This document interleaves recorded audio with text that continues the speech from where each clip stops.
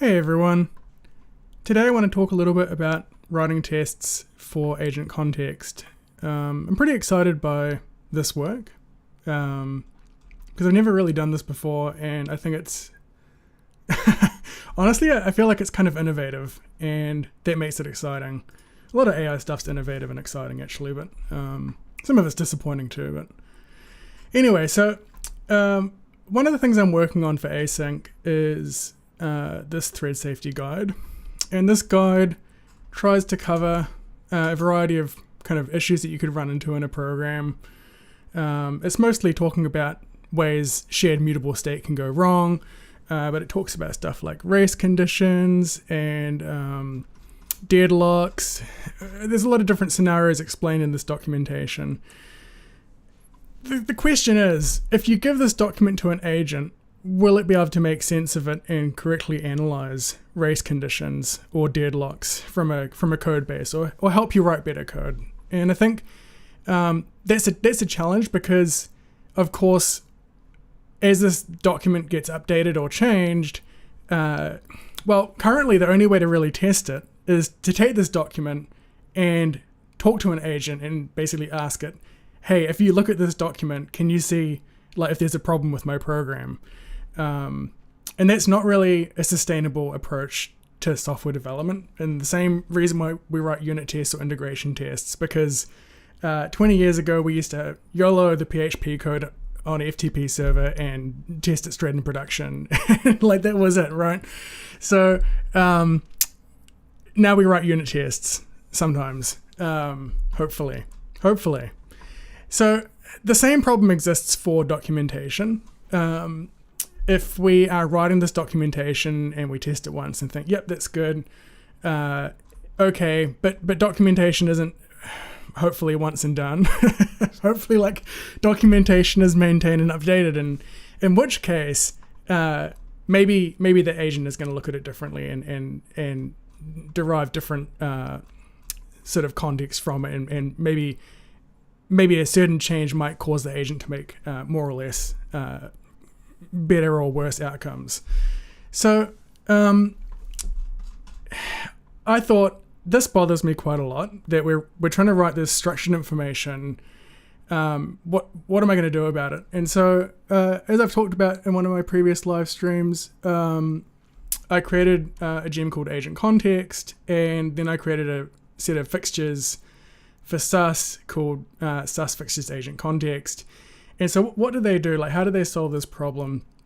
So over here, this is somewhere in test.agent-context thread safety. This is actually a test against the documentation. And so basically what this test does is it says, with that thread safety documentation, if you ask a question, like for example, is the following code thread safe? The expected answer is no in this case. And so the goal here is to write tests using an agent to evaluate the quality of the context in the documentation. So let's go ahead and run those and see what happens. Now, I want to go into a little bit of detail as to how these tests are running. They're a little slow because they're using a local model. And what we're actually using is we're using Ollama. So Ollama is a local LLM that you can use. And so if we can chat to it, hello, you are on a live stream. Hello there, it sounds like you're referring to this chat window itself. If so, then yes. Okay, well, I didn't quite get the context. But that's all good. So the nice thing about Ollama is it runs locally. And one of the neat things is you can also run this inside a GitHub action. It's a little slow, but it does work. And so what that looks like is over here in this, I've created this workflow called test agent context. And basically you just add the Ollama service, which runs from Docker, for the appropriate ports. I've added this convenient task which pulls the default model, right? and then it will just run those tests. Now we've put a 30-minute timeout. Hopefully it's obvious why we need 30 minutes to run CPU only LLMs and GitHub Actions. But it does work, and it's passing, which is pretty neat. So let's go ahead and let's see if we can just for fun, see if we can write like another test. So it can be used. I feel like these descriptions could be a bit better. We already wrote that test. Why are you auto-completing the same thing? Okay, so what's another thing that's not thread safe? Well, let's go and look at our thread safety documentation. Okay. There we go. Let's just copy this. Hopefully.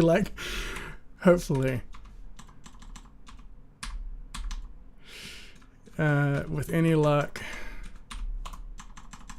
since it's the exact example in the documentation, so this should not be thread safe. And if we're interested, we can just go. Let's have a look at the whole response.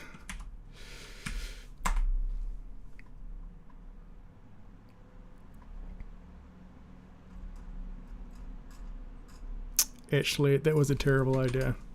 Let's just print it out and not inspect it, so we can actually read it.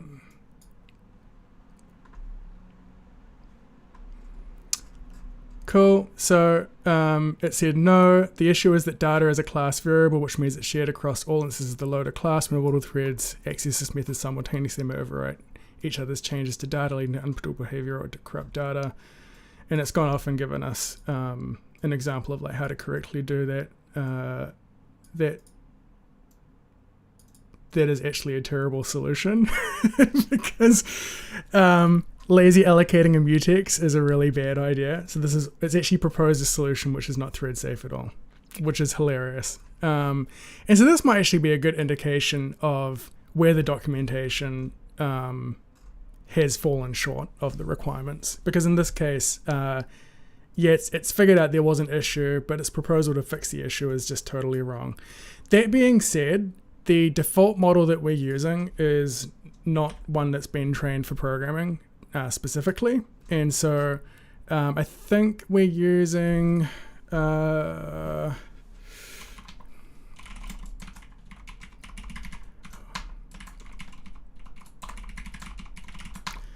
we're using LLaMA 3.1. I wonder if we use like a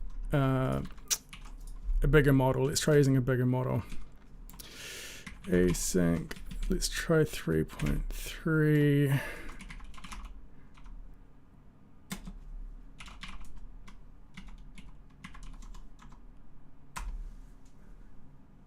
Okay.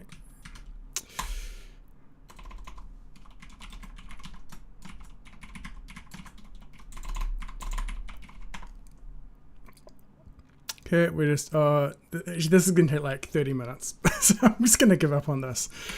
Yeah, but the point is, this is an interesting process, and I don't really know what the results are going to look like. I just know that I'm not happy having documentation that is part of an automated process and not testing it. And so I'm really excited by this. I want to do more of this. I want to make sure that documentation is really good, especially for agents. And I want to make sure that if we have regressions in documentation, that they're detected, or like hopefully automatically through processes like this. Yeah, that's all I really wanted to talk about and share with you all today. So cheers and see you next time.